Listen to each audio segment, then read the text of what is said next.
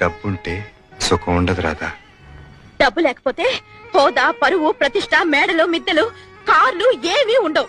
అవన్నీ ఉంటే సుఖం ఎవరి కోసం ఉండదట. మిమ్మల్ని పెళ్లి చేసుకుని మాత్రం ఏం లాభం పొందాలండి. రాధా, మళ్ళీ చెప్తున్నాను, డబ్బు జీవితం కాదు. అయితే ఉద్యోగం మానేయండి. జీతం లేకుండా ఎలా బ్రతుకుతాం? డబ్బు జీవితం కాదన్నారుగా మరి. బ్రతకటానికి కావలసినంత కావాలి. ఆ బ్రతికే ఇంకాస్త సుఖంగా గడపడానికి ఎక్కువ డబ్బు కావాలి అంటున్నాను.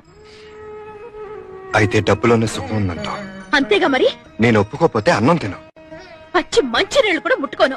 ఓకే, నువ్వు డబ్బుతోనే సుఖపడతాను అంటున్నావు కనుక, నేను డబ్బు సంపాదించలేను కనుక ఒప్పుకుంటున్నాను. సంతోషమేనా? రా, కలిసి భోంచేద్దాం. తర్వాత ఈ అవకాశం నీకు మళ్ళీ దొరకపోవచ్చు.